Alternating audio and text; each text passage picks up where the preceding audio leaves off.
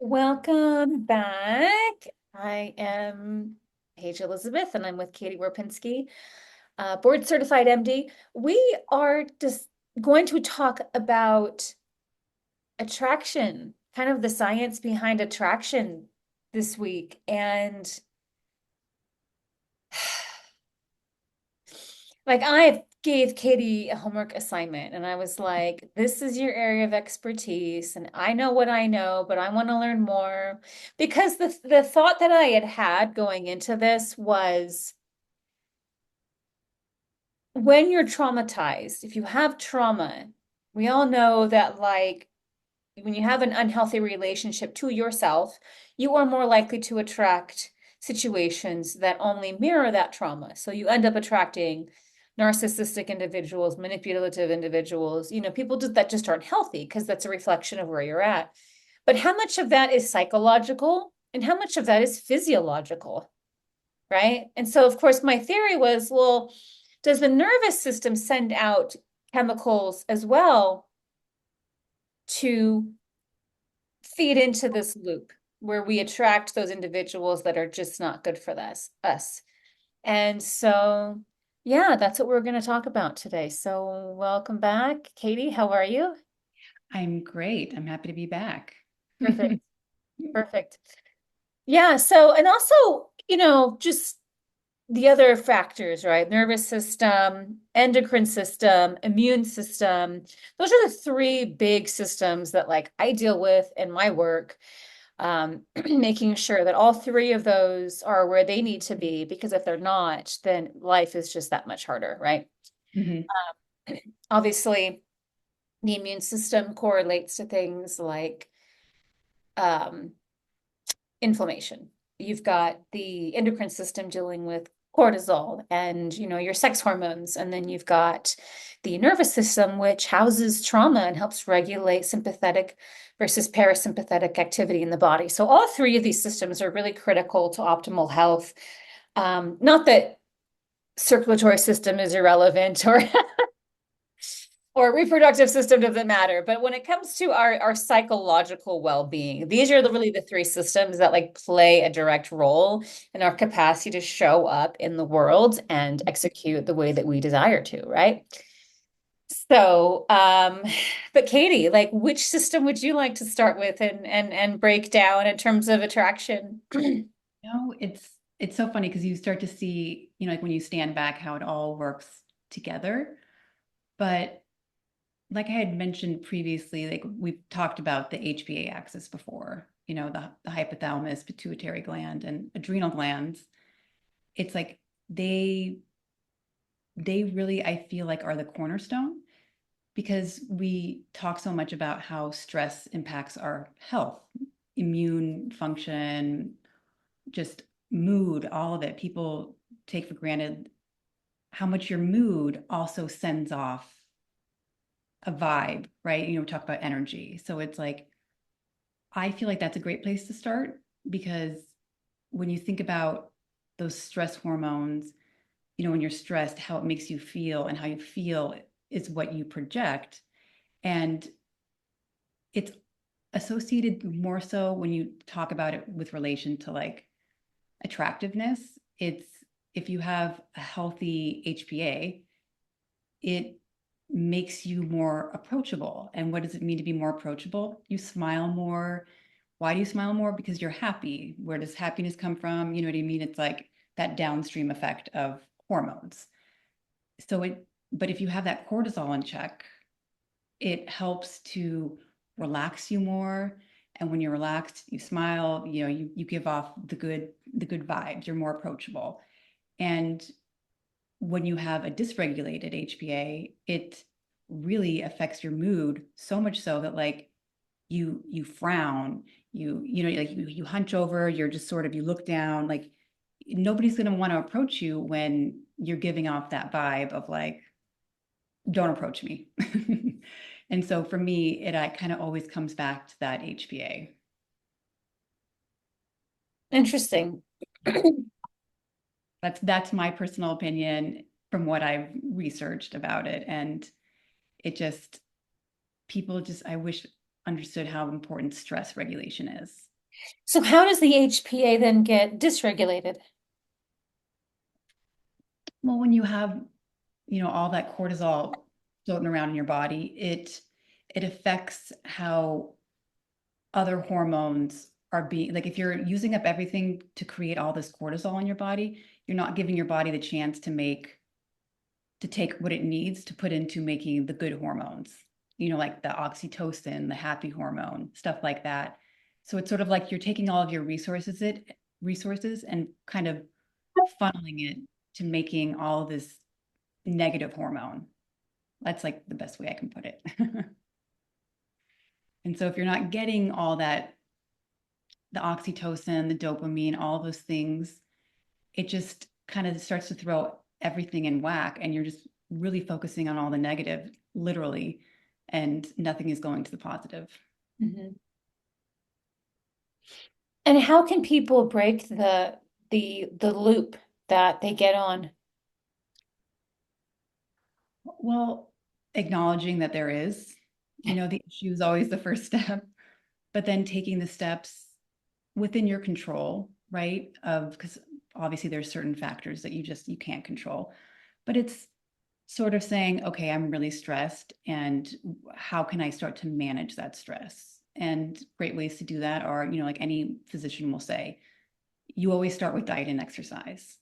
That's always the foundation for everything in life, is just, can you control your diet? Do you have the ability to exercise? Because sometimes you'll see in patients who, with like chronic depression, usually there's an underlying ailment, you know, where they physically can't exercise, whether it be, you have bad bones, things like that, that you can't exercise.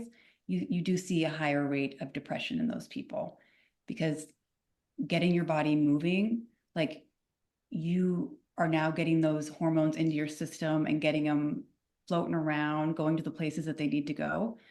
And it's like people will say, like a runner's high. It's a real thing, because you have such like a, a burst of hormones that are released, and it literally is a high for your body.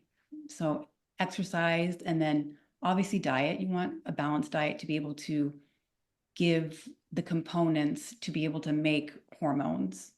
You know what I mean? Like, they don't just come from nowhere. You have to give your body all the elements to be able to create, and then, so on and so forth. Yeah, the other day I went for a run and I was waiting for that high to kick in. It never did. Like the whole run, it just felt like torture. Usually it kicks in and I True. just flow. I Oh, go. But like that run, I was like, okay, this is going to be a long day or a long, run day, whatever. So, but yeah, I love those endorphins. They're amazing. mhm. It's a real thing. And yeah, it might not come immediately, but like as your body gets into a good rhythm, it's just like how they say with, like if you are depressed and you start taking like an SSRI or something, like an antidepressant, like it takes time for that to kick in, right?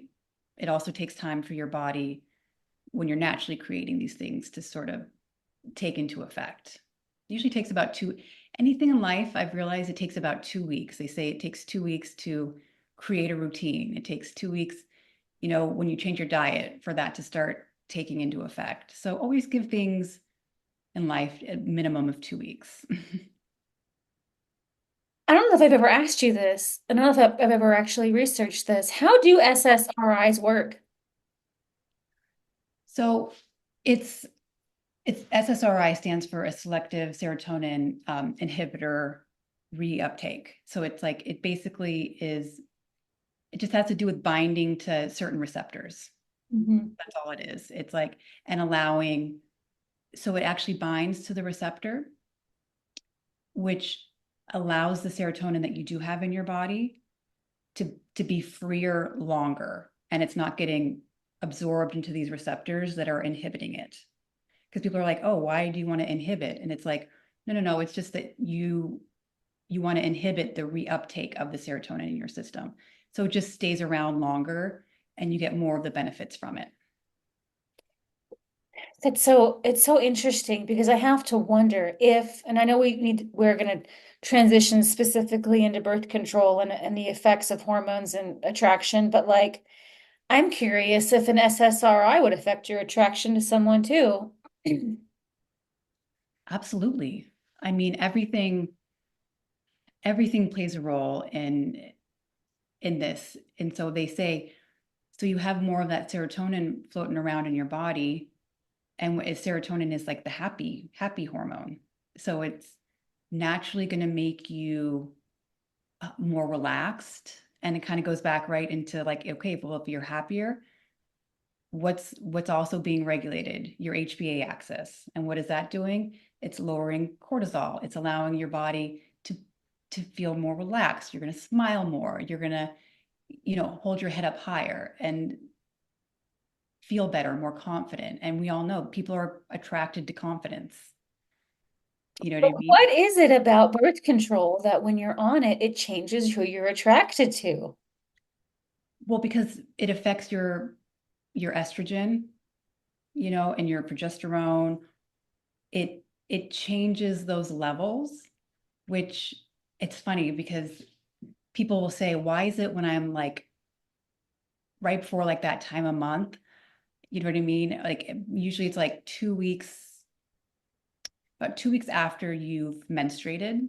Mhm. Why do I feel like animalistic? It's like I feel like I'm insatiable. Like I want to be very active.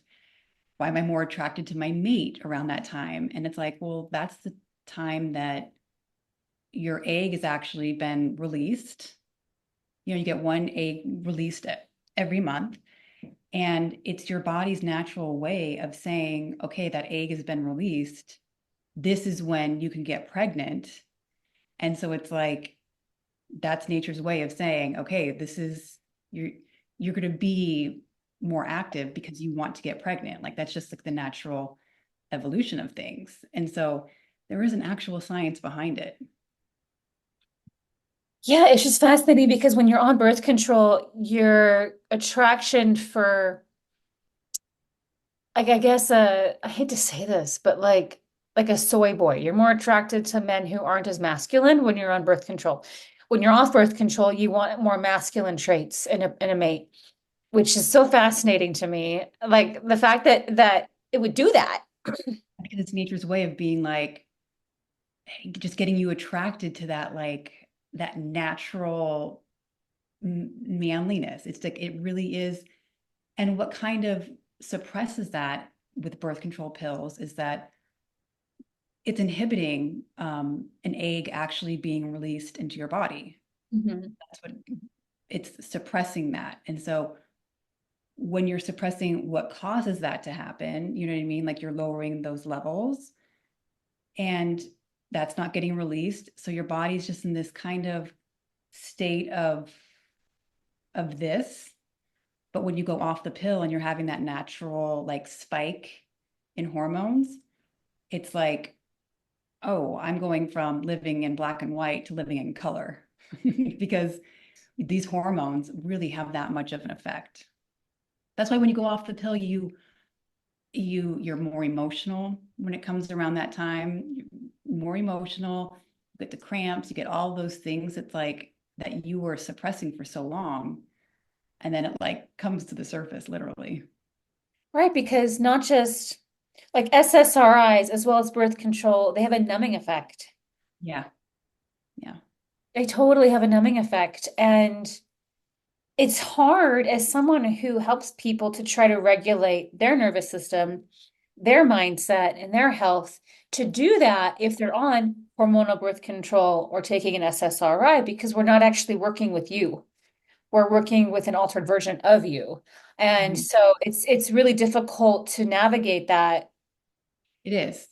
and actually get true results, right? And most people, unfortunately, like given the option, would rather just numb it out. Absolutely. I mean, think about what all the why people get addicted to things. It's because there is a trauma there. There is something that they're trying to numb out. You know what I mean? What does alcohol do? It numbs. What do drugs do? They numb. there's just a numbing effect to just not have to deal with whatever it is that's the underlying issue. Yeah, and the problem though is that in that numbness, like you're avoiding the low, but you also don't get the high. That's exactly what, because I'll be honest, I was on birth control for since I was about 16 years old until last year. It's a long time to be on a I'm hormone. gonna let her in because she won't stop. Hey, Pumpkin, she's got her little mouse that she brought to the door with her. Just a couple of cat ladies. Hazel. Okay, let's see how she acts. Pop a toy in. I love it. I love it. That mouse, she's just obsessed with. And we play fetch a lot with it. She just brings it, throws it, like literally for like a half hour we'll play fetch while I'm like on my laptop or something.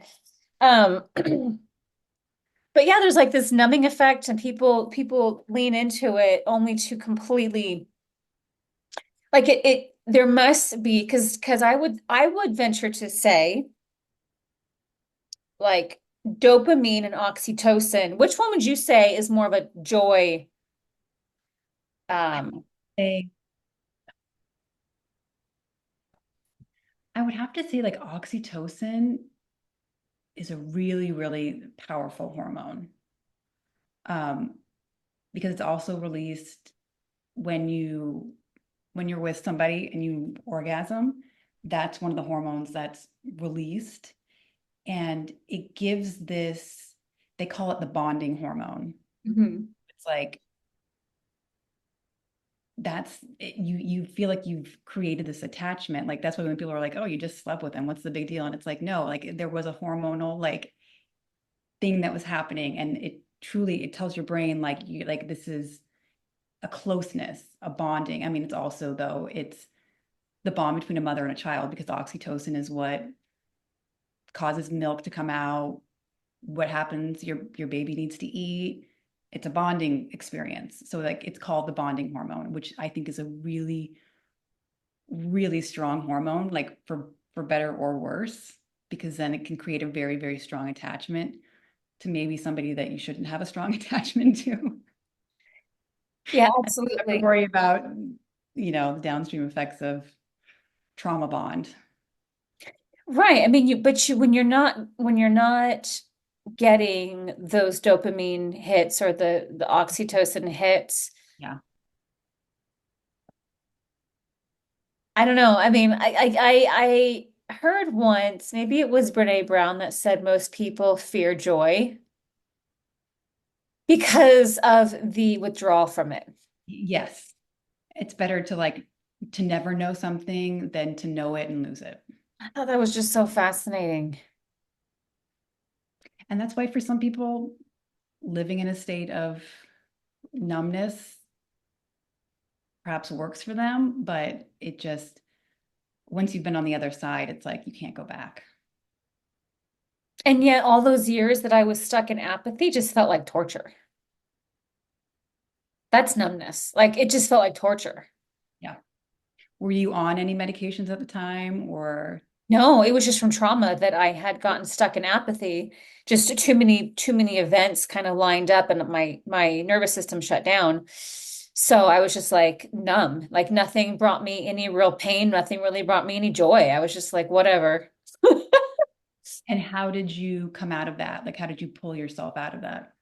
Oh, I had it released by my natural doctor with the injury recall technique. Yeah, so to actually release it from the vagus nerve, so it was no longer creating this chronic defense mechanism. That's really what it was. It's just a defense mechanism. Like if I don't care, life can't hurt me. If I don't care, life can't hurt me. If I don't care, life can't hurt me. And so that was kind of what I had integrated, and we had to undo that patterning. It's it's so difficult. And like I even went through that part of, this very well, of, well, if I don't try, then I won't fail. Mhm. And You that know, was part of it too. Like there was a little element of that. Inspiration, excitement, motivation, all of these things are attached to these hormones that if we're not getting them, It's where do you expect your inspiration to come from?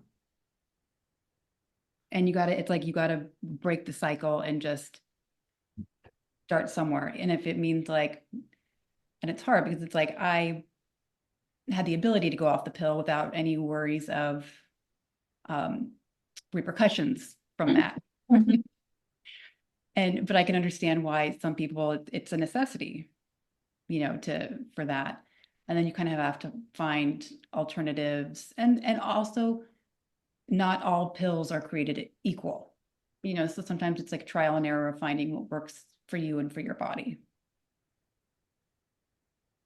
Yeah, I experimented with the patch and the ring in my early 20s. Okay. Short, like literally like a couple months each. Because I was like, I'm not trying to take a pill every day. I just don't want to do it. And I didn't like either. I didn't like any of it. I felt so emotional. It threw me into such a spiral of depression. I was like, this is awful. I don't like what this is doing to me. And ended up getting the copper IUD instead. So I didn't grow up, I didn't grow into my adulthood, Mhm. with that suppression. I I opted for the copper IUD, which is no hormone, so there was no impact on that brain chemistry. And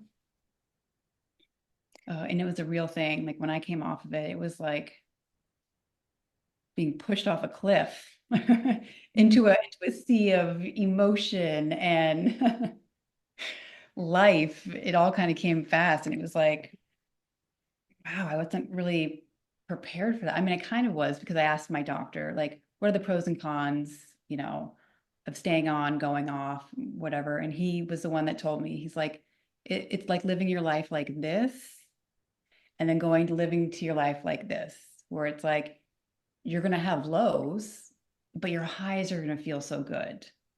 And like you get to really experience it instead of just kind of numbing out all that stuff. And he was right. It's like you're scared to then, you know what I mean? Because you're like, oh gosh, what if I'm like a raging bitch? Or what if I'm like sobbing at every like commercial I see? You know what I mean? You're kind of worried about like, oh, I don't want to be that person.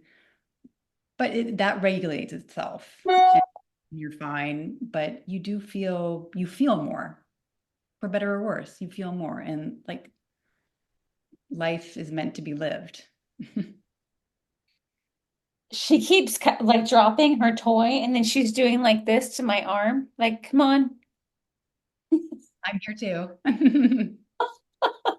Basil, you are so funny. Like she keeps tapping me on the arm, like it's there. Please, please. Love it.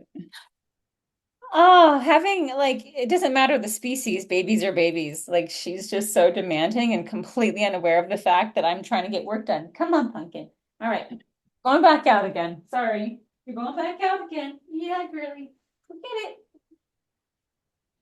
Um, but yeah, it's so fascinating. And then of course I would be curious if you would even be attracted to the same man now that you're off birth control. I know. Well, I mean, that's a rabbit hole for me because dealing with my own past. I'm like, I don't even want to, that's not even there. Don't even want to partake in all of that. I mean, which then leads you to the whole trauma and attraction. Yeah, the other, hypothesis that I, you know, kind of decided to put on the table and see what was there, and I still don't have all the answers, obviously, but I just have to wonder, like we talk about pheromones, when someone has a certain degree of trauma, do they signal a pheromone, right? Like, or vice versa. If you don't have the trauma, do you signal a specific pheromone to create a healthier bond versus a not healthy bond? Like I don't know where to go to get that information, but I'm very curious about whether or not your nervous system impacts the immune system on that level, because we do know that pheromones correlate to the immune system. What they have, I don't know if they've been able to prove this, but basically, you are attracted by scent to certain individuals because it's better for procreating with them versus somebody else. Yeah. There's And a ton of studies about that. Yeah. and I think that's so fascinating because I'm like, I'm just hardly ever attracted to anybody. Because my nose is so sensitive. Mhm. Like I can smell people from a mile away and it's just not good. Like, and so you can be gorgeous, you could be intelligent, you could be wealthy, you can be educated, but if I don't like your scent, Forget it. it doesn't matter. It does not matter. And and I've always wondered, and then also as I have healed a lot of my own stuff, my capacity to spot and sniff out individuals who are predatory, narcissistic, psychopathic. Like Yeah. my niece married a man, and I, when they were dating, they got engaged after 6 weeks, and I Yeah. saw the photos online, and I just said to my dad, because they live cross country, and I said to my dad, I was like, he's not good news. Like he's not good news at all. Like I just knew looking at him. So something in me had shifted to where I was able to sense that even at a distance. Yeah. And my parents were like, "Oh no, he's great. He's nice. He's da da da da da." And I'm like, "No, he's not. He's not. This isn't going to end well."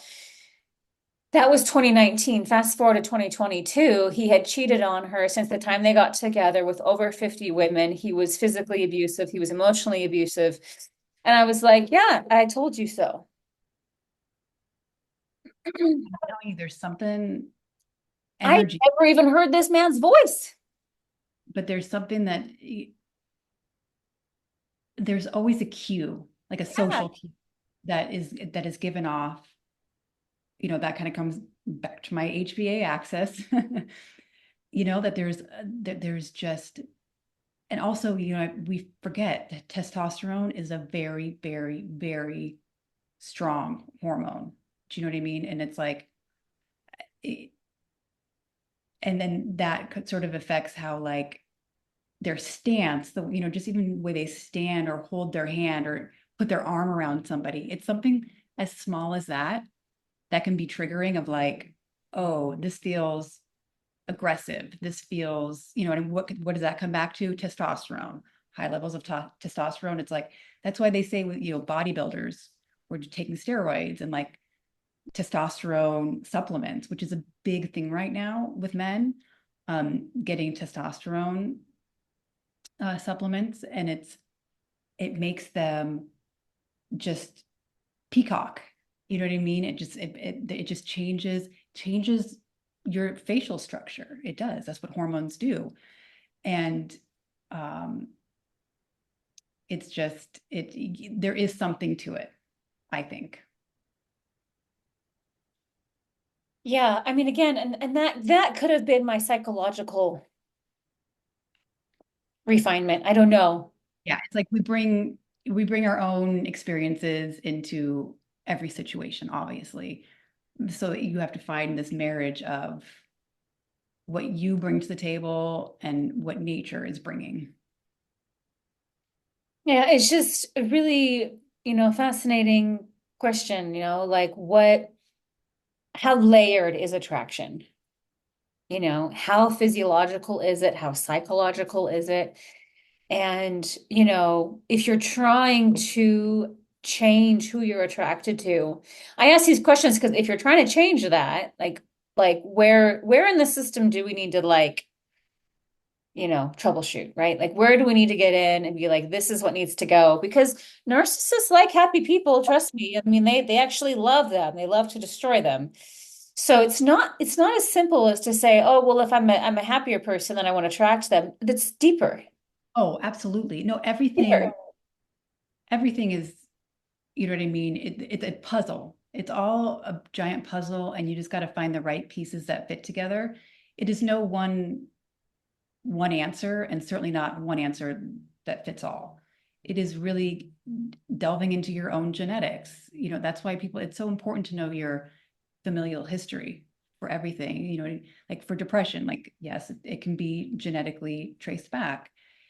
Just knowing your body, and then also doing the work on yourself psychologically, to unpack, why do I feel this way? Like, where is this coming from? And then, when you get to a certain point, if you do need medications, whether it be birth control pill, SSRI, whatever it is, but you just sort of start with yourself and just being honest and doing the work.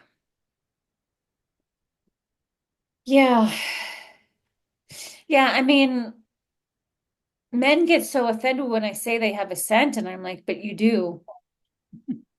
We all do. You do. We all have a scent. You know what I mean? It's that's life. Like, that's what I mean. Look at animals. And I They don't, go they ahead. define themselves by, I mean, this is silly, but it's the best way to describe a situation is when I have two cats. So when one of them had to go to the vet and have surgery, um, and it didn't go well, so they had to do like a lot of anesthetic, and they had to do like a lot more than was anticipated.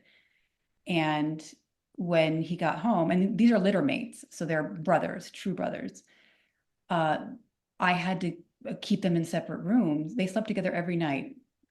You couldn't decipher one from the other. I had to keep them separated and call the vet and be like, whoa, one of them, who's the loving one, he has done nothing but hiss, growl, like try to attack the other cat. And like, this is really unnerving. And like, I don't know what to do. And she's like, you just have to take something of the other cats, the one that had surgeries. They're like, they can't identify them because they're scent. They don't have their scent because we had to, do antiseptic, and he smells like a vet. He doesn't have his smell yet. And it was like, oh my God. I was like, but he looks the same. And they're like, no, that is the only way animals, it's all scent. So get something that was his and wrap him in it, rub him down in it, like do whatever you can to try to like facilitate, that smell getting back on him. And it took a good like 3 or 4 days for them to be okay to be in the same room together. And it was like seeing it in real time, how much scent matters. She's like, oh no, it's all his smell. He doesn't smell like himself. And I'm like, it can be this bad. And she's like, worse. She's like, you're lucky he's not attacking him because he's feeling threatened, like that there's something else in his space that's not supposed to be there. And you realize, boy, nature is pretty powerful. And it all came down to a scent. Yeah, I definitely have noticed that this is, again, it's just a real pervasive issue. And I did see like a video about a scientist, and she said your microbiome, your skin microbiome changes with age. So we love the smell of a baby for a reason because of the scent of their skin. Whereas old people have that like mothball scent, right? It's because of their microbiome. And I've just noticed as I've gotten older, the scent of an older man, and when I say older, I mean like 40 and older, I don't like it at all. I don't like it at all.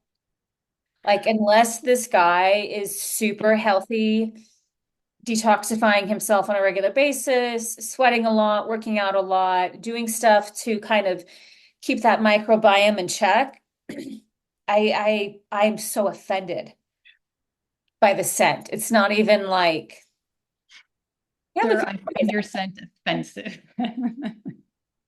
I find it offensive to the part of me that they want to get close to sexually. I'm like, no. The part of like that part that you're trying to get close to wants nothing to do with your scent. Like, it's shutting her down. It's shutting that part of me completely off. Not interested, right? Um, I mean, I can't imagine like because sex is such an intimate act. Yes. You're exchanging so much physiologically, and it's like, I don't want any of that scent. And it just shuts me down. I'm like, no, not going there. There's been like two men that like are my age and they don't have that issue, but they're both extremely fit, well aware of diet changes and keeping themselves like it's, but the Yeah. rest of them, no. And it's so fascinating because I find that the darker he is, the more like musty the smell is. Like it's a musty smell. So the melanin has something to do with it too. Like the darker your skin on your I microbiome. haven't even looked into, I haven't Like even gone to that depth of. no, because like white guys, and I'm talking like can't catch a tan white guy smells like sour milk. So there's something, I mean, I have such a sensitive nose. So these guys, and I'm sure it's I women too, need to make a graph for you of like the skin tone and then the scent that you correlate with each. and then like Asian men, they typically have a fishy smell. Just like it's I feel like we need to flip this and talk to a man and be like, so we want to take a survey of what well, and is our scent. women start to develop this, but I have not noticed it on a woman until she's in her 60s. And so it does catch up to women, but much later. And it probably comes down to, yeah, like Hygiene. hormone levels and microbiome, like all of that stuff. And what does microbiome also control? Like levels of hormones in your body. It's like it all is connected. Yeah, I think because women have the estrogen, that's what affects their microbiome, where men don't have that. So, like, their skin actually ages faster on men. Men want to say women age like milk, but actually, no, we're softer longer thanks to estrogen. You guys start to wrinkle up quicker, and you don't have that skin support that we do. And so their scent does change, absolutely. And like I said, women have to go through menopause before I smell it. Like it's just I will smell it now on like my aunts or like again a woman over say 57, like I'll start to notice that on her, you know and it's much later. So I'm not saying women don't get it, but I think because of just the way we're built naturally, our hormonal system like and our hygiene correlate differently. But for men, it's typically after 35 and especially after 40. If they come from a region of the world where they eat a certain diet that's really intense, you could be 25 and I'll smell you. Like, I'm not saying, Yeah. but I think in those cases, what I'm smelling is more so not your age, but your diet. Yeah. But the fact that I smell everything. My nose is just, my senses are so heightened, all of them. And it's kind of annoying at times. Like, it's very distracting to my, Well, it would be people, I mean, scent is the strongest oh God, your olfactory is just insane. Insane. And it's the closest has the tightest correlation with memory too. Mm. Like so it sticks with you and you can smell something that you haven't smelled for 30 years and it would be immediate. You would have that memory locked in. So scent is very powerful. Yeah. I mean, I know this is probably offensive to men, what I'm saying, but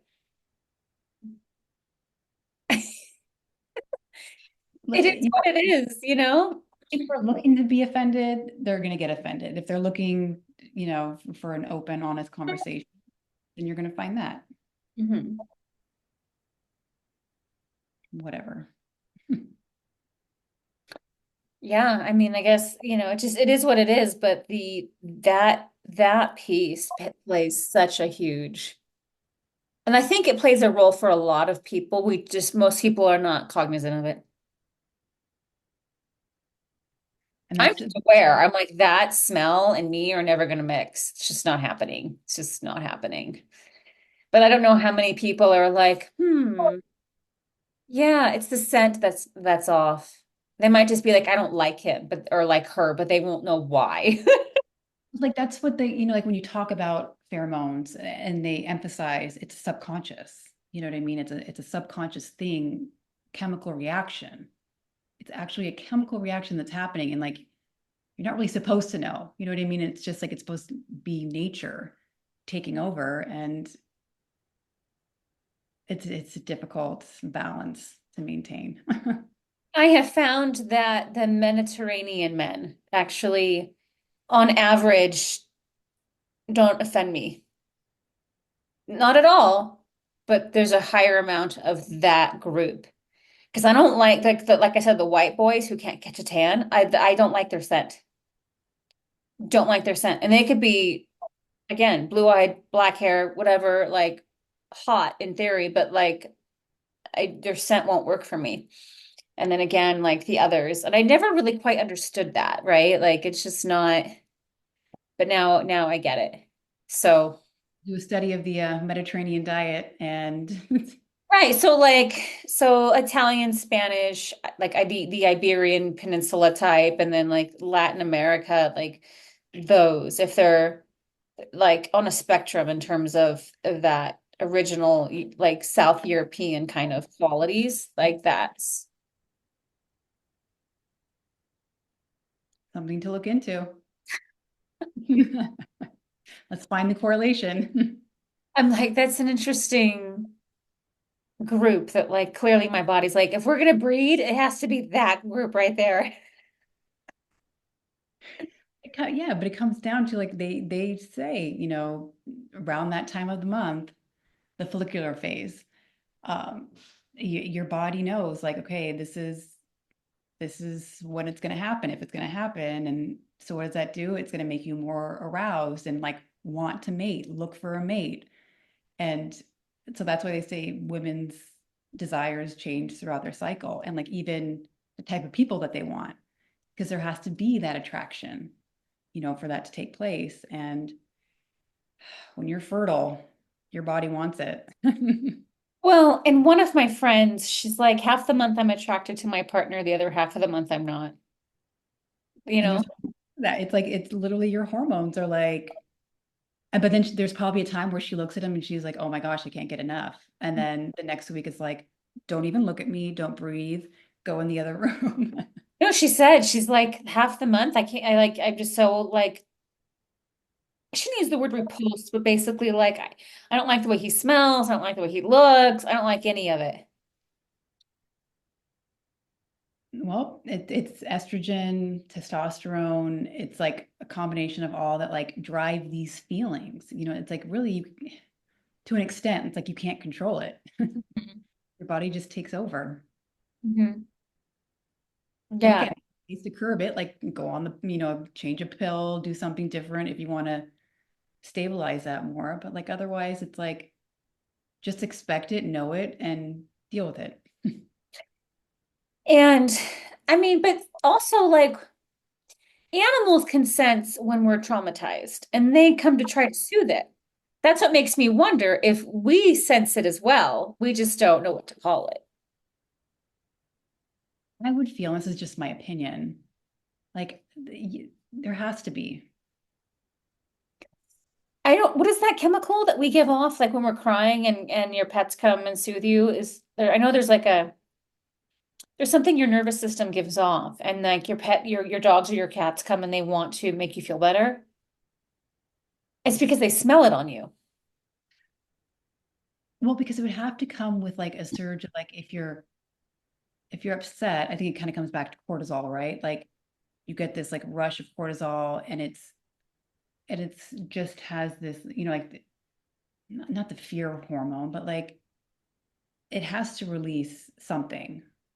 You know what I mean? Because what happens like when you're crying and you're upset, it's like you actually sweat more. So it has to be chemicals, you know, hormones, pheromones that are coming out in your glands, and that's obviously releasing a scent.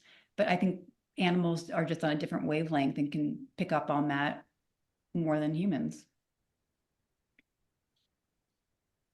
But I'm curious. I'm still very curious about this one. I would wonder if unconsciously we're picking up on other people's stuff,